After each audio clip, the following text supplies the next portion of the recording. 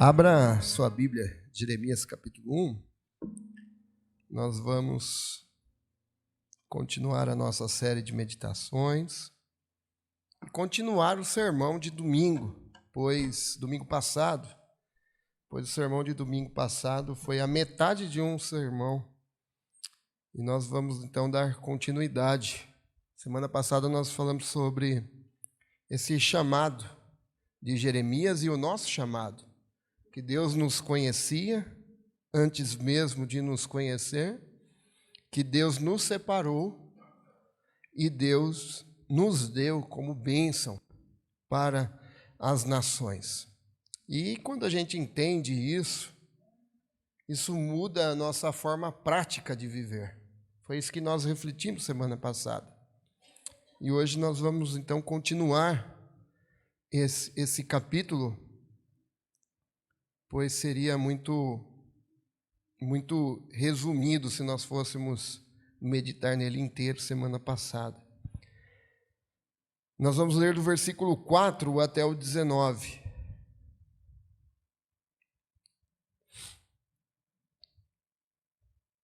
Diz assim: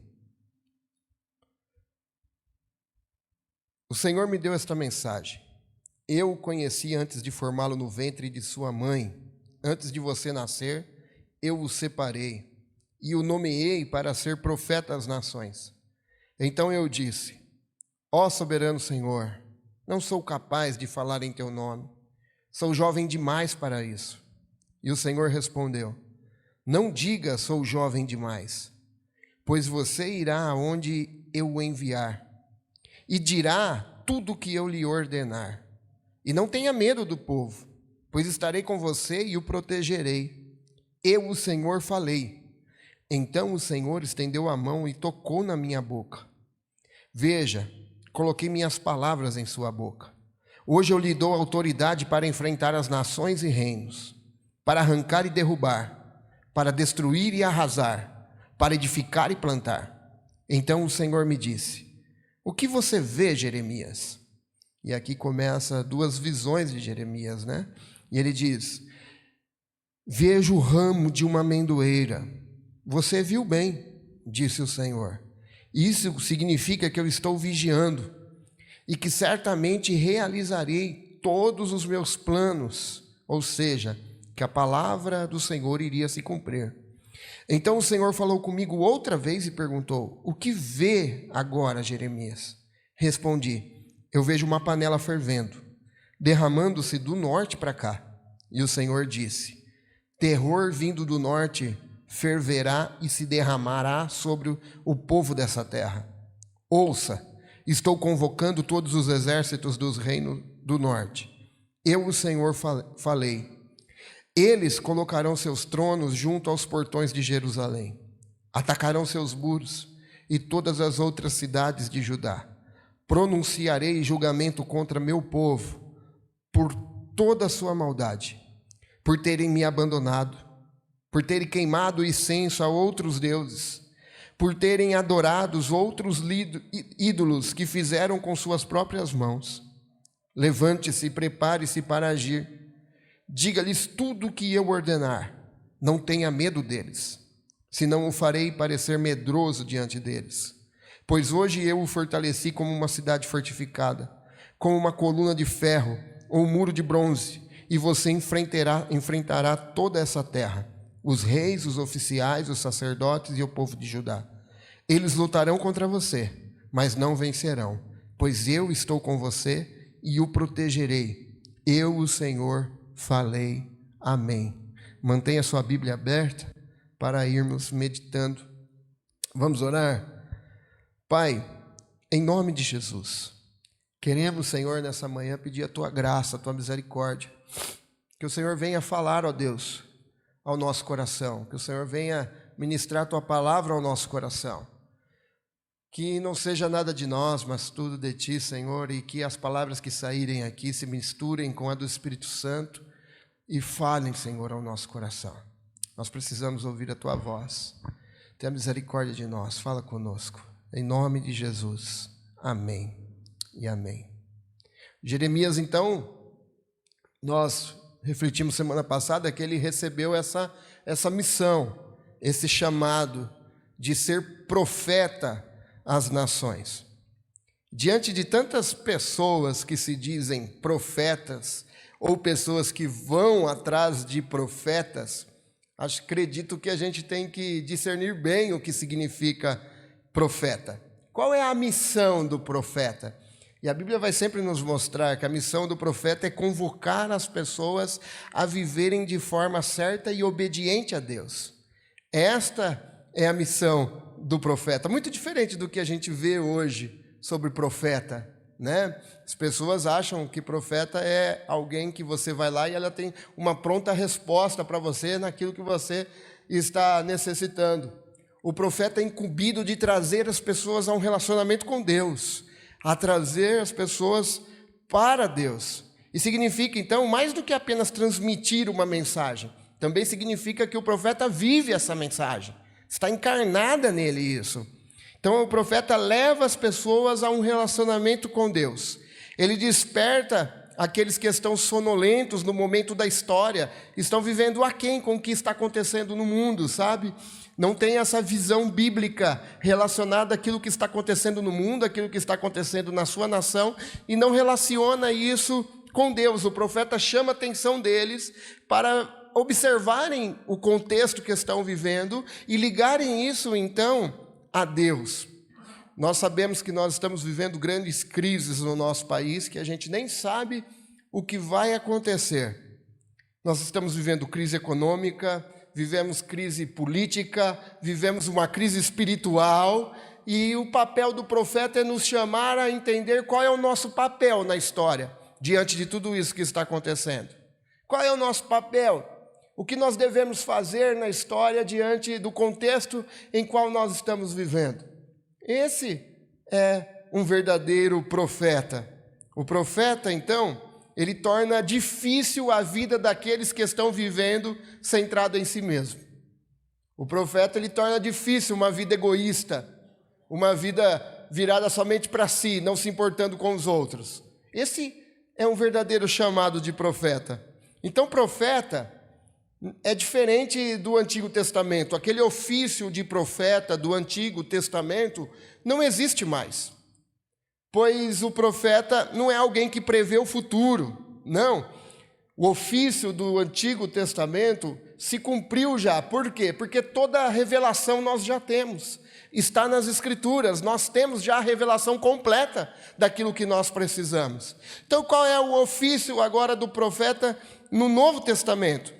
O ofício do profeta é aquele que fala em nome de Deus com fidelidade à sua palavra, na exposição da palavra, porque na exposição da palavra nós voltamos então para Deus, arrependido dos nossos pecados. Então nós nos conectamos com a realidade que nós vivemos hoje, com o contexto que nós vivemos hoje. Por quê? Porque a palavra fez sentido e nos trouxe a viver essa verdade. Esse é o ofício do profeta no Novo Testamento, muito diferente do que nós vivemos. E nós sabemos que Deus chamou Jeremias, então, em um momento crítico também da história de Judá, onde ele foi levantado. Os reinos já estavam divididos e o reino de Israel, quase 100 anos já havia sido atacado e destruído pelos assírios. E agora Deus levanta Jeremias com uma mensagem para Judá, e não era uma mensagem agradável. Existia 3 cenários políticos ali, 3 cenários ali naquele contexto. O primeiro cenário político, os reis tentavam sobreviver fazendo alianças políticas com outras nações. Eles faziam alianças com aquelas nações que eles achavam mais fortes, e então falavam assim: nós estamos em segurança. O que demonstrava isso? Uma falta de confiança em Deus. No contexto, Babilônia se tornava cada vez mais ameaçadora, até o ponto, então, que eles invadem Jerusalém e conquistam Jerusalém. Qual era o cenário da nação? O cenário da nação era que havia uma desigualdade social tremenda.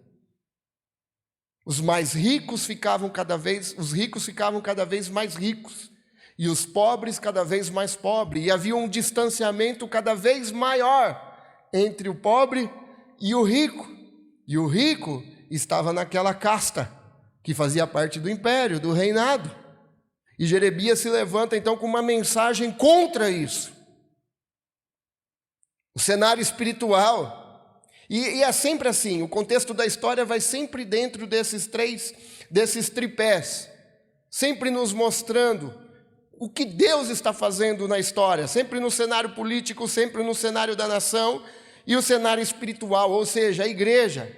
Qual era o cenário espiritual lá? Judá estava espiritualmente corrompida. A igreja lá, vamos dizer assim, estava corrompida. Mas engraçado, porque tinha culto. O templo funcionava, estava tudo funcionando normal. Quem passasse da porta para fora falava que estava tudo bem, estava tudo normal. Mas havia idolatria, havia culto vazio, havia profecias, porém falsas profecias. E um povo então que confiava em si, confiava nos seus rituais, mas não obedecia a Deus. E Jeremias então foi chamado para denunciar essa apostasia daquele povo que estava se afastando de Deus. Jeremias foi chamado para denunciar contra a classe política que fazia aliança confiando nas suas alianças e não em Deus. Jeremias estava denunciando um povo que estava cada vez mais se usurpando dos pobres, da injustiça social. Jeremias se levanta nesse contexto com uma mensagem de Deus. Foi nesses cenários que Deus deu uma mensagem para Jeremias. Qual era essa mensagem que nós vamos meditar aqui? Versículo 9 e 10. Então o Senhor estendeu a mão e tocou em minha boca e disse: veja, coloquei as minhas palavras em sua boca. Ou seja, a indignação de Deus agora seria verbalizada através de Jeremias. Hoje lhe dou autoridade para enfrentar nações e reinos, para arrancar e derrubar, para destruir e arrasar, para edificar e plantar. A mensagem de Jeremias é a nossa mensagem. É a mensagem que nós levamos. E olha, se fôssemos ofertados logo de cara essa mensagem, talvez muitos de nós lá, não, melhor não, deixa quieto isso daí, porque a nação, o governo, as pessoas vão se virar contra mim, e eu não quero ser inimigo de ninguém. Mas é essa mensagem a nossa, pois essa mensagem, o Evangelho, ele denuncia, ele confronta o pecado do mundo e confronta o nosso pecado. Ele denuncia os nossos erros, ele revela o que há de errado em nosso coração. É a mesma mensagem, contextos diferentes, mas é uma mensagem que confronta até hoje. É uma mensagem que confronta os poderes desse país, é uma mensagem que confronta a igreja desse país, é uma mensagem que confronta a injustiça desse país. Continua sendo a mesma mensagem. E ele inicia dizendo: eu lhe dou autoridade para enfrentar nações e reinos, para arrancar e derrubar. Isso fala do pecado, da idolatria, do orgulho daquele povo. É usado aqui, perceba, palavras do contexto da agricultura. Arrancar e derrubar. Ou seja, essas coisas precisavam ser removidas, para que a semente nova fosse lançada e viesse crescer e dar fruto. Precisava ser tirado, precisava ser arrancado, precisava ser derrubado. E Jeremias agora tinha uma palavra de denúncia. E Jeremias é chamado para desenterrar então, desenterrar a idolatria, a arrogância daquele povo, trazer à tona, desmascarar a falsidade, confrontando o orgulho de uma nação, o orgulho de Judá, sim, o orgulho do povo que Deus chamou. Perceba, ele está falando com o povo que Deus chamou, só que o povo estava orgulhoso, muito contrário daquilo que Deus havia chamado. A gente percebe isso hoje. Igrejas brigando com igrejas, quem tem o terreno maior, quem vai fazer o templo maior. Essa mensagem é atual, é para nós. A palavra de Deus faz justamente isso. ela traz à tona os pecados ocultos. Ela traz para fora aquilo que está escondido no nosso coração, que ninguém sabe, mas a palavra, quando nós a lemos, ela nos lê, continua sendo a mesma mensagem, denunciando os nossos erros, denunciando os nossos pecados. Esses trocadilhos de verbos que tem aqui, nós temos 3 pares de verbo, e é maravilhoso quando você vai prestar atenção, porque eu já tinha lido isso várias vezes passado por esse texto e não tinha meditado ainda. No segundo par de verbo, ele usa destruir e arrasar. Isso afrontava um falso sistema de segurança humano. Esses verbos vêm, não é apenas correção, mas estão ligados diretamente a juízos de Deus. Lembre, os primeiros estão ligados à agricultura, arrancar e cortar. O segundo agora está ligado à construção, destruir e arrasar. Ou seja, destruição de estruturas. Eles confiavam nas suas estruturas políticas. Eles confiavam na forma do governo deles, pois eles tinham alianças com outras nações, acreditando fielmente que aquelas alianças nunca seriam rompidas. Eles tinham essa falsa sensação de segurança. Vai dar tudo certo, porque os nossos governantes fizeram uma aliança com os nossos inimigos, tudo vai ficar bem. Eles confiavam em suas estruturas religiosas também. Eles confiavam nos rituais, no templo, na religiosidade, mas não confiavam em uma vida de obediência.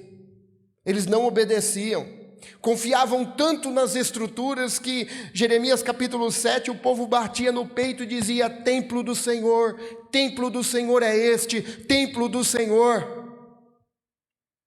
Eles acreditavam que aquele templo traria a eles segurança também. Hoje é assim, como nos dias de Jeremias. Muitas pessoas colocam sua confiança em estruturas que parecem ser seguras, em ideologias que parecem ser seguras, mas na verdade não são. Não são. Por quê? Porque nós deixamos de confiar em Deus e confiamos em alianças. Confiamos em redes de apoio política, em estabilidade financeira, confiamos em reputação religiosa, mas Deus não quer que a nossa segurança esteja em sistemas, não quer que a nossa segurança esteja em estruturas, esteja em prédios, em autossuficiência. Deus não quer isso, Ele quer que nossa confiança esteja somente nele, e Deus então vai quebrar todas essas alianças, vai destruir, deixar que o povo invada o templo, invada Jerusalém, acabar com os rituais, para que aquele povo então volte para Deus. Pense bem, será que toda a situação do mundo hoje não é um megafone de Deus gritando para nós voltarmos para Ele? Não é um megafone de Deus falando alto aos nossos ouvidos: olha, vocês precisam voltar para mim e deixar de confiar em homens. E a palavra de Deus vem para isso, vem para destruir tudo aquilo que sustenta um falso senso de segurança, um falso senso de espiritualidade. Aliás, ela arrasa toda a autossuficiência.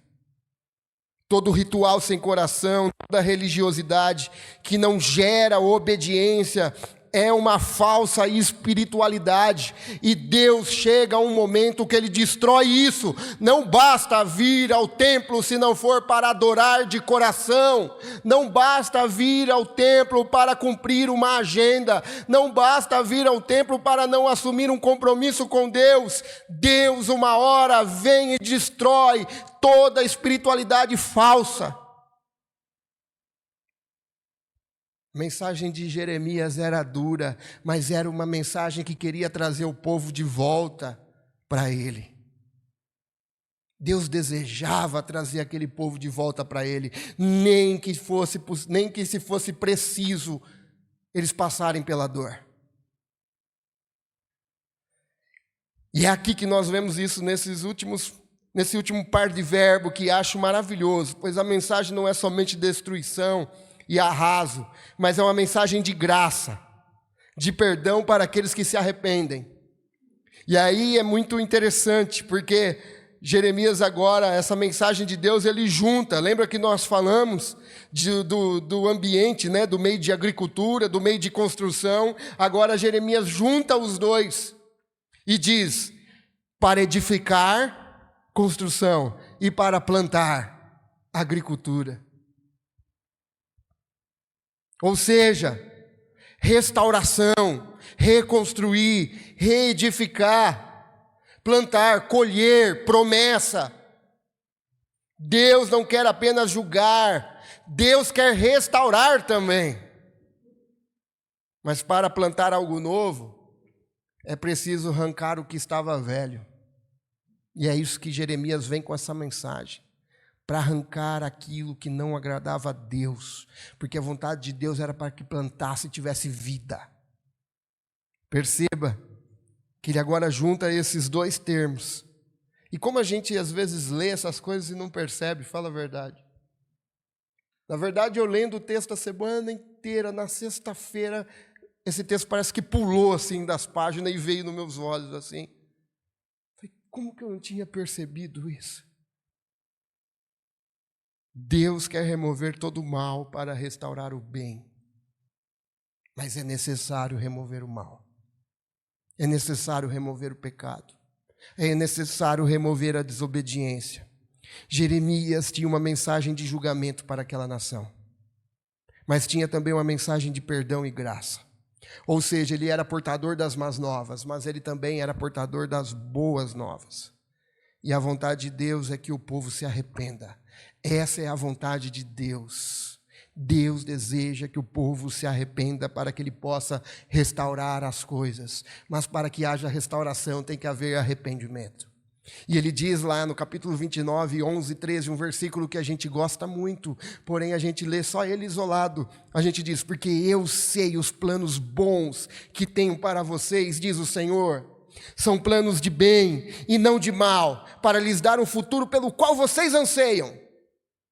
E aí o texto continua, naqueles dias, quando vocês clamarem a mim em oração, eu os ouvirei. Mas quando me buscarem de todo o coração, vocês me encontrarão. Ou seja, vocês estão indo para o templo, vocês estão frequentando o culto, vocês vão, e isso é bom, porém, antes disso, vocês têm que vir com uma busca profunda de todo o coração. Essa é a diferença. A gente não precisa de entretenimento, pois o nosso culto é para Deus.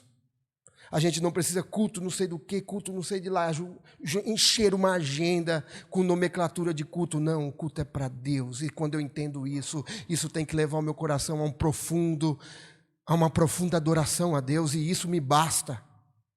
Isso me basta.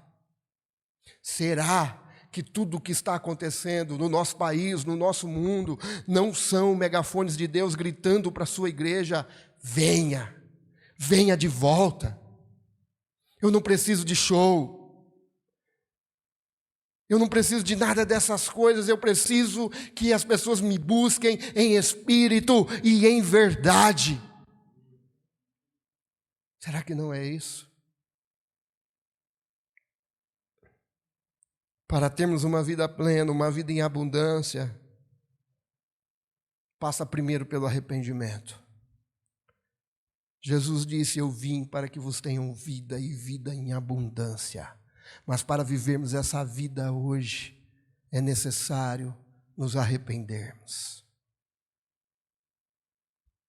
Passa pela confissão de pecado. Não existe vida plena, vida satisfatória, vida satisfeita sem arrependimento. A mensagem de Jeremias é a mesma mensagem nessa manhã. Para termos vida, para termos satisfação na vida, para vivermos essa vida com propósito, para gastarmos a nossa vida, nós precisamos nos arrepender. E essa passagem bíblica, para encerrarmos, aponta para 2 eventos que a gente não pode deixar de falar. Primeiro, ela aponta para a cruz. A cruz também foi um ato de juízo, mas também foi um ato de graça. Em Cristo, Deus derrubou o pecado para plantar a salvação. Se o grão de trigo não morrer caindo na terra, fica ele só. Mas se ele morrer, ele dará fruto, disse Jesus. Ali foi plantada a salvação. Quando Cristo disse: Pai, entrego a ti o meu espírito. O sol se apagou, trevas esteve sobre a terra. E Deus plantou a salvação ao mesmo tempo. O juízo estava sobre Jesus. Ele tomou o cálice da ira amarga de Deus. Para quê? Para que nós pudéssemos nos arrepender e receber de Deus a graça e nos voltarmos para Ele. O que temos que fazer é isso. Nos arrepender para não recebermos o juízo de Deus, pois um dia esse juízo será derramado. E para que receber esse juízo se hoje nós temos graça na cruz? Segunda coisa que apontava para o retorno de Cristo. Assim como o povo de Judá achava que estava seguro em suas alianças, achava que estava seguro em seus rituais, o mundo também acha isso. Acha que vão estar seguros, dependendo de quem está no poder ou quem estiver no poder. Nós vamos estar seguros. Mentira. Isso é mentira do inimigo da nossa alma, pois nós vamos estar seguros somente em Cristo. Quando Cristo vier estabelecer o seu reino de forma plena, aí sim não haverá mais guerras, morte, pobreza, injustiça social. Aí sim, enquanto isso, todos vão falhar. Todos. A mensagem de Jeremias era chamar ao povo para que se voltasse para Ele, para que toda a confiança estivesse nele. Por isso que essa mensagem aponta para esse retorno de Cristo Jesus. O juízo de Deus está a caminho. O juízo de Deus está a caminho. Hoje Jesus é o nosso advogado, mas quando Ele vier, Ele virá como juiz para julgar. E o juízo virá. O juízo virá. Esses que praticaram injustiça, esses que pensaram em si, esses que viveram de forma egoísta, esses que foram emaranhados em tantas coisas que difamam a igreja, líderes de igreja que usurpam da noiva de Cristo, poderosos que estão no poder, envolvidos em corrupção para manter todas as coisas deles no luxo funcionando. O juízo virá para todos. Ele virá. Estão enganados se estão vivendo achando que vai passar tudo bem, seja na política, seja na igreja, seja na questão social. O juízo virá. O juízo virá. Tudo que Deus está derrubando hoje, a gente precisa olhar para o mundo, irmão, e enxergar o que Deus está fazendo. A gente precisa disso. A gente precisa de uma cosmovisão bíblica. O que está acontecendo? O que está acontecendo? Sabe o que está acontecendo? Deus está derrubando os sistemas. Deus está derrubando o sistema do orgulho, império de injustiça, estruturas religiosas vazias. Sabe o que é isso? É sinal de que o reino de Deus está vindo. Jesus Cristo vai voltar. Ah, como eu aguardo esse dia. Ah, como eu aguardo. As pessoas estão enganadas, vivendo de forma aquém, achando que nada está acontecendo, que está tudo bem. Não está tudo bem. Deus está destruindo as estruturas. para mostrar que a única que subsiste é a rocha que foi arrancada por mãos humanos, conforme diz lá em Daniel, e essa rocha foi crescendo, crescendo, crescendo, crescendo, que tomou toda a terra. O que é isso? É o reino de Deus na face da terra. Sobre ela, corrupção não vai existir, engano não vai existir, mentiras não vão existir, injustiça não vai existir. Ah, como eu aguardo esse governo, o de Cristo Jesus. Como eu aguardo esse governo, o de Cristo Jesus. Ele está voltando. Ele vai voltar. Ele vai voltar. Qual é o nosso papel? Nos arrepender, assumimos o nosso papel na história e dizemos: Maranata, ora vem, Senhor Jesus.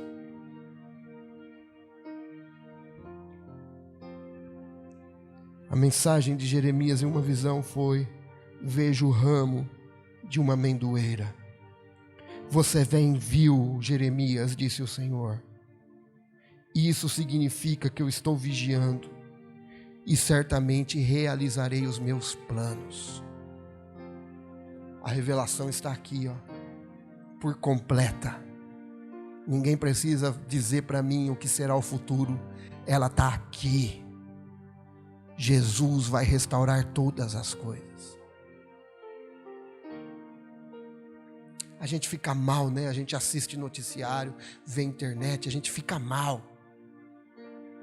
Sabe o meu conselho? Vai para a Bíblia e seu coração se encherá de esperança, pois Ele virá. As perguntas que nos ficam é: você está disposto a deixar Deus arrancar o que está enraizado de forma errada na sua vida? Você está disposto a deixar isso para trás? Você está disposto a abandonar o pecado? Você está disposto a tirar toda a desobediência a Deus? Você está disposto àquilo que você tem errado, abrir mão, perder a sua vida para ganhá-la? Você está disposto? Pois Deus está te chamando para viver uma vida com Ele, não apenas de culto, mas para abrir mão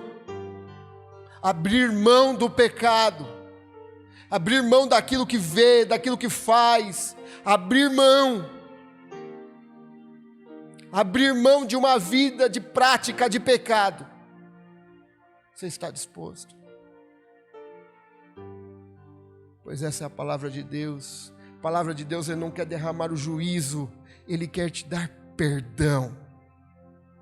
Ele quer te trazer para a cruz, Ele quer te trazer para um relacionamento com Ele.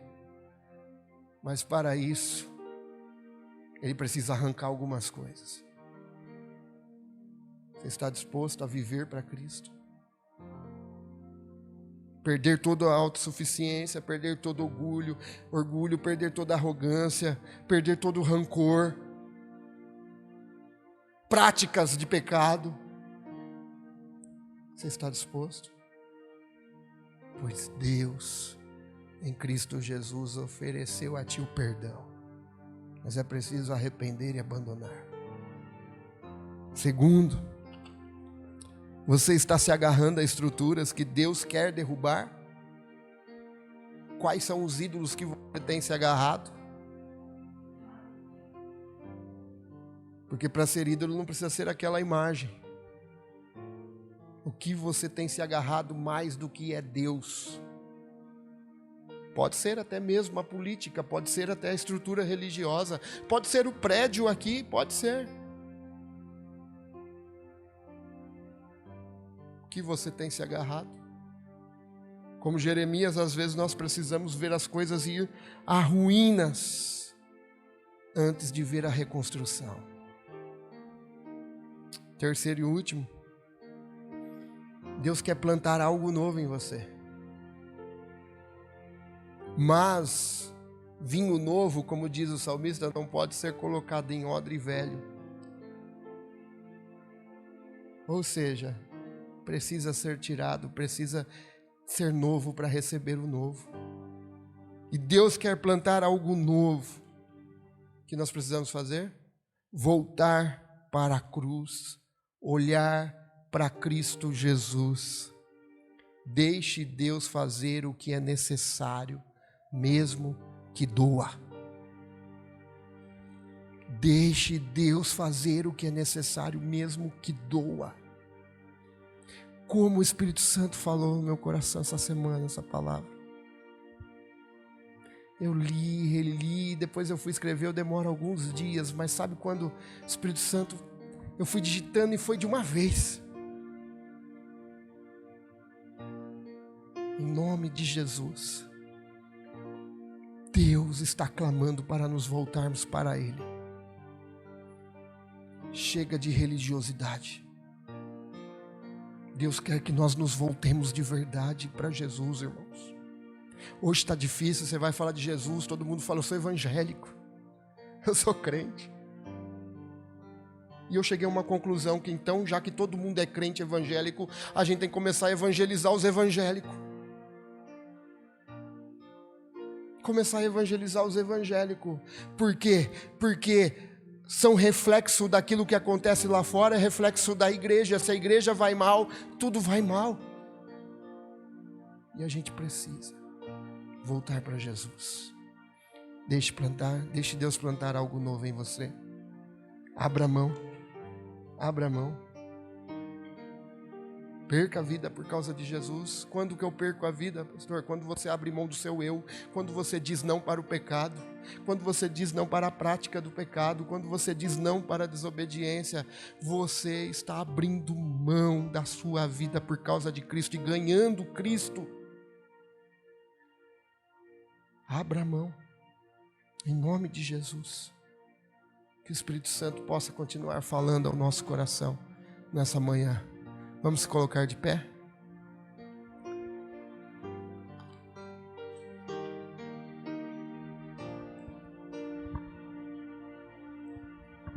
Canta outra, Ica. Canta outra. Vê outra. Essa não.